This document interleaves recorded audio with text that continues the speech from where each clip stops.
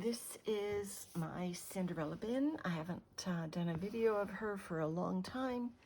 She is my original bin where I was putting cocoons from my worm tower systems, keeping her inside so that she is a reservoir of worms in case disaster should have struck my new tower systems in any way. She's called Cinderella because I put things that I sweep the kitchen floor with, old stems of sweet pea bouquets that I would have had on my kitchen table, old stems of gladiola that we had on our kitchen table. So she gets the leftovers of whatever. It's a tote without any holes in it, and I don't put a lid on it. She does have worms that like to go for a little bit of an explore when I am fiddling with her, but I've never had escapees out of the bin itself, and I'm delighted to say I've been seeing cocoons and harvesting cocoons and putting them in my new cocoon nursery out of Cinderella for about a month now, and I actually did a first harvest from her. She's got a lot of big chunks because it's not typical bedding in here, you know, like a lot of sticks and branches. So to harvest, I run Cinderella on the dry side, so it was just relatively easy to take my eighth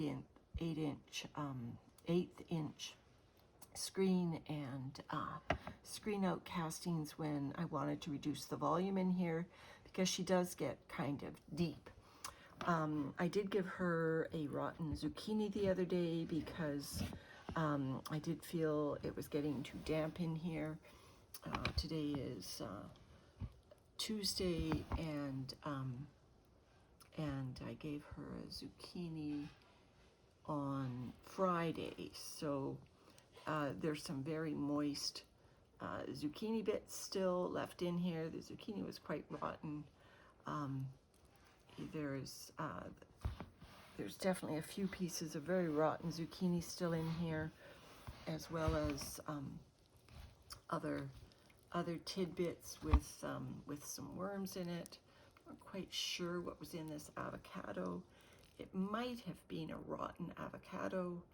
I'm not sure. I'm not going to disturb those worms. I'm just going to let them, oops, I guess I dropped some of them out of there.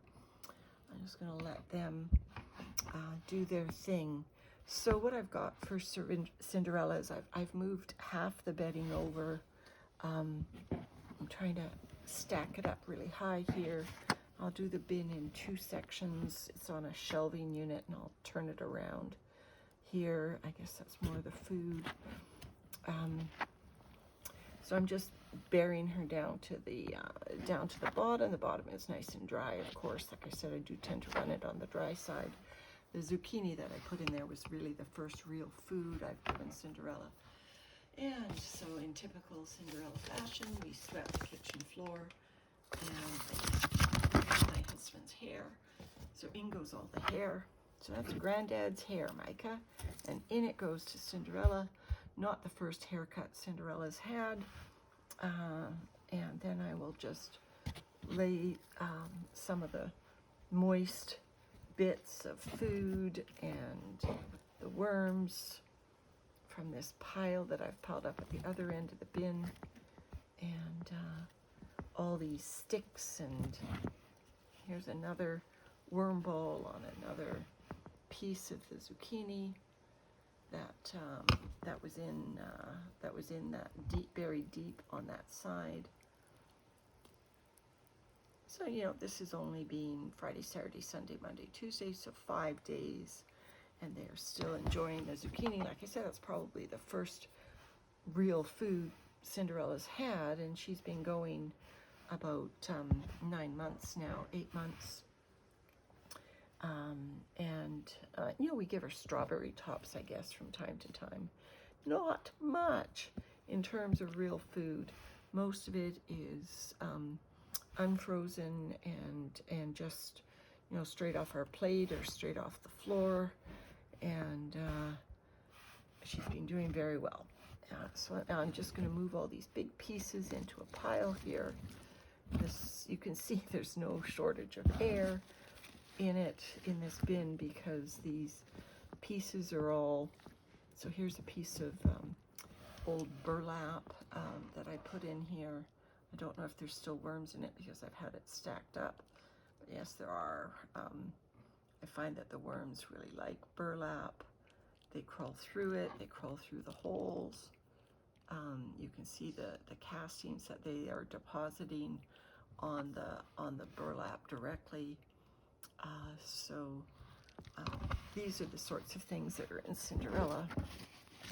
Some very large pieces of bedding chunks, and I don't worry about the bedding ever completely being processed, because it's, you know, a continuous bin. I continually add to it, and then when I feel it gets too deep, I start harvesting it. So let me just take some of these established, oops, there's another little worm ball, must be another piece of the zucchini there. I'll take some of these castings, well, not castings, I would say more processed vermicompost, and I will bury right down there. And then I'm going to just turn this bin around and take a look at what's going on the other side of Cinderella. Obviously, I've built the castings up really high on this. Just turn around. Like I said, the worms in Cinderella tend to be quite active. Most of them are born here, so they know this bin well, and you know, they know that I fuss with her a lot.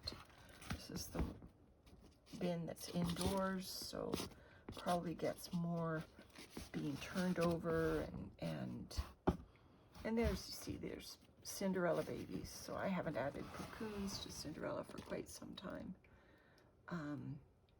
because there's I have another cocoon bin going, but there are some babies that are being born here, and so I'm quite delighted with that she is second generation at least, maybe more. All right, so let's take a look at this other side and see what we can see. Try to get the light a little bit better there. I don't see any obvious cocoons on the top. I see a little pill bug that has come in. So a lot of the food that we put in Cinderella is not frozen.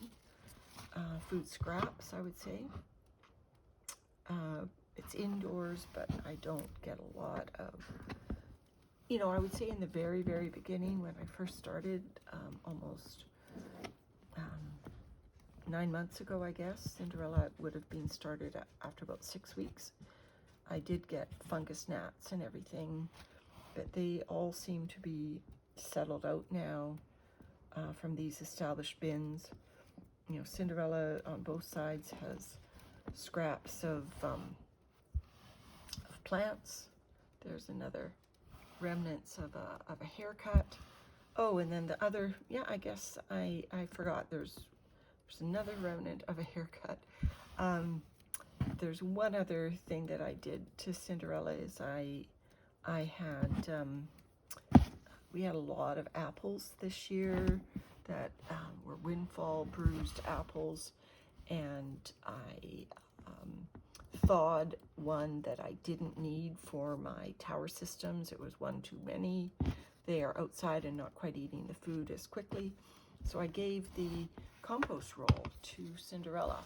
So here is the compost roll that I gave Cinderella. Let me try to get the light on it a little bit better. It's a little bit hard to focus the light. There we go. Hopefully that's a bit better. So yes, this was a compost roll of newspaper with, you know, basically smeared applesauce in the middle. So the worms obviously have found the applesauce, have eaten it. if it heated up Cinderella at all. I didn't get any hint that they vacated the area. Good sized worm there.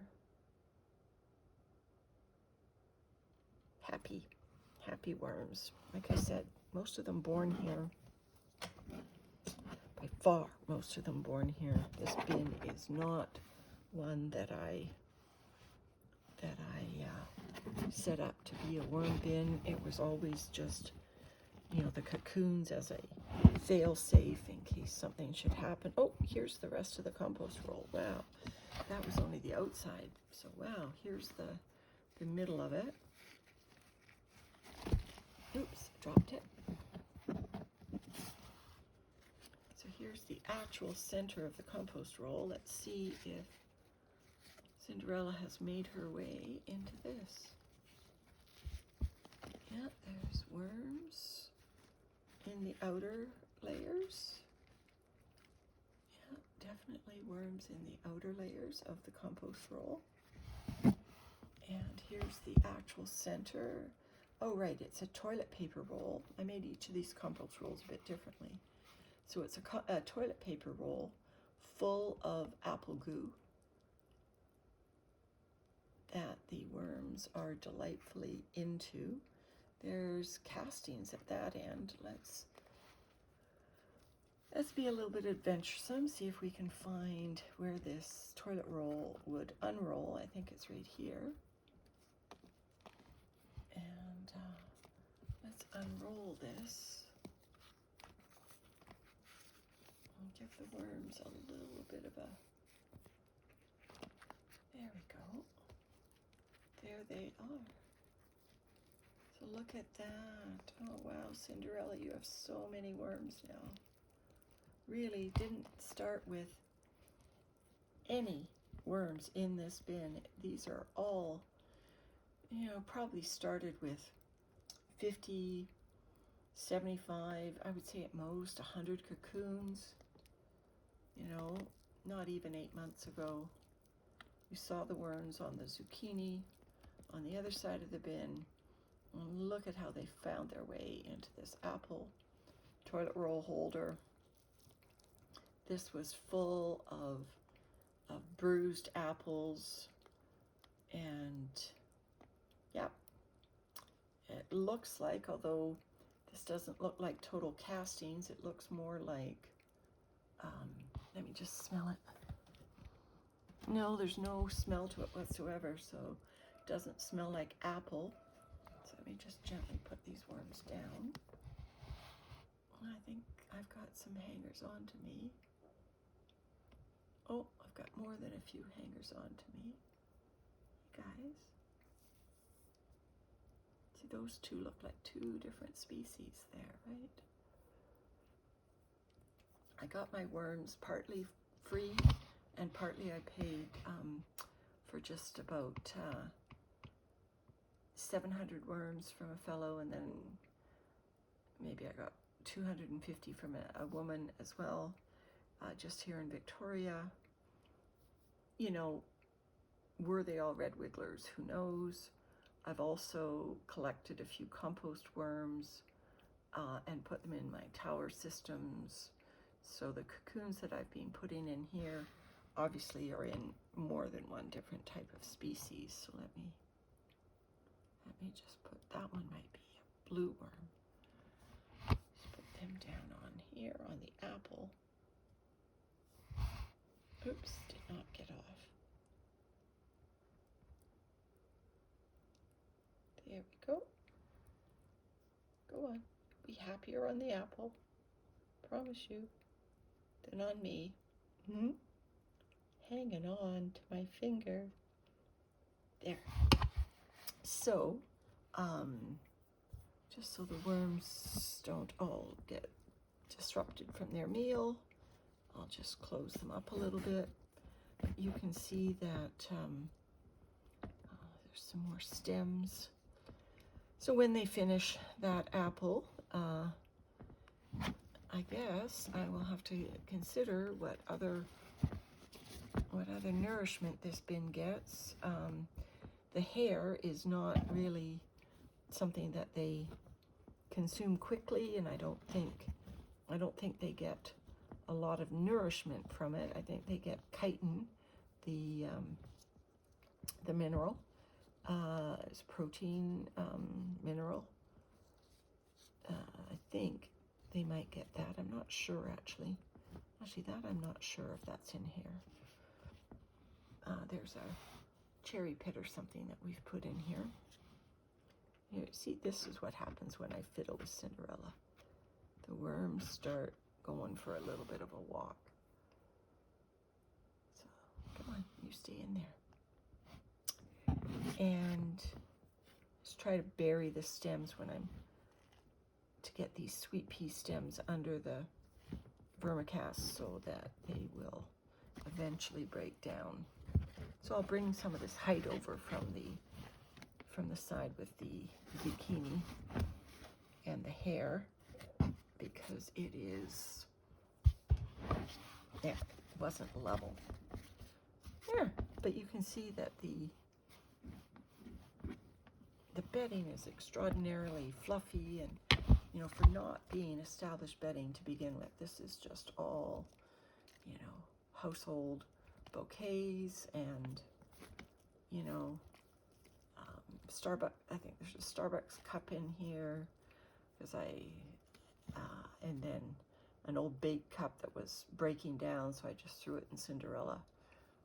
And yeah, so this is what a worm bin looks like, with no real attempt to make established bedding out of it.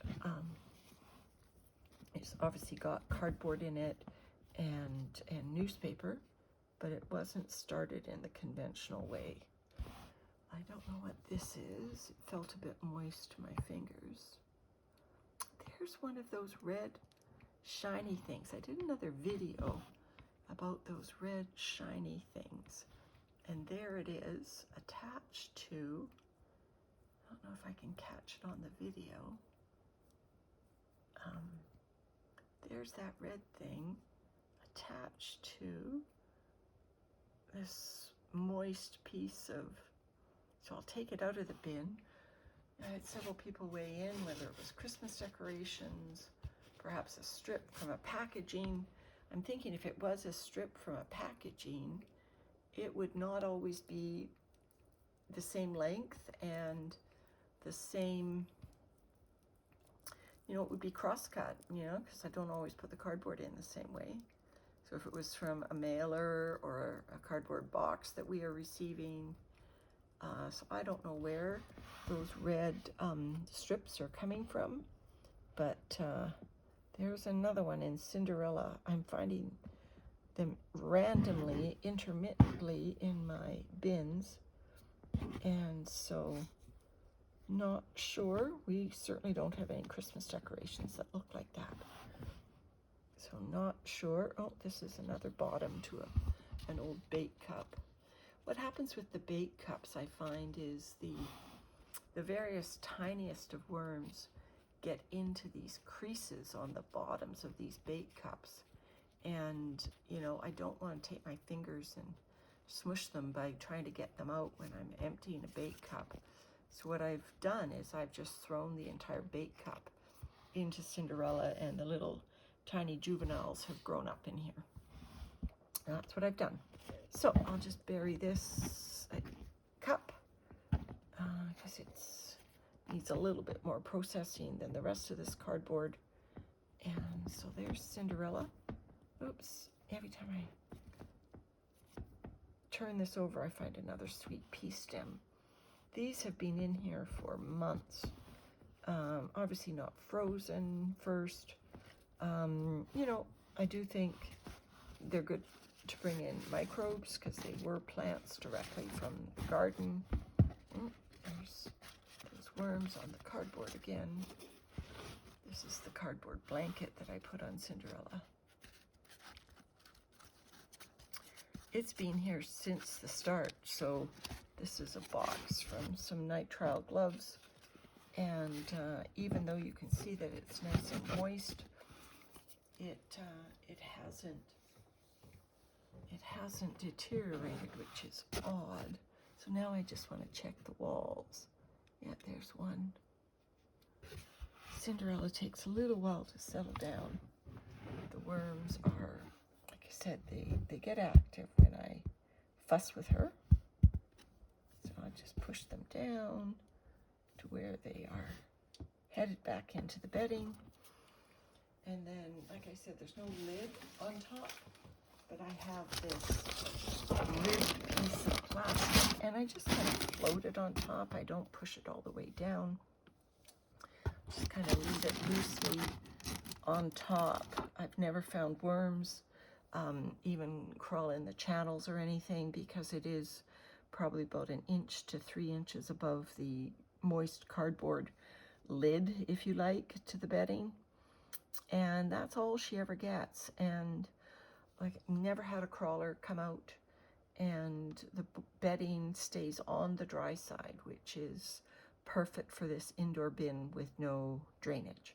Anyway, that's Cinderella's catch up, and let's see how she does with Granddad's latest haircut, as well as finishing off that apple and zucchini. All right, till next time. Bye-bye.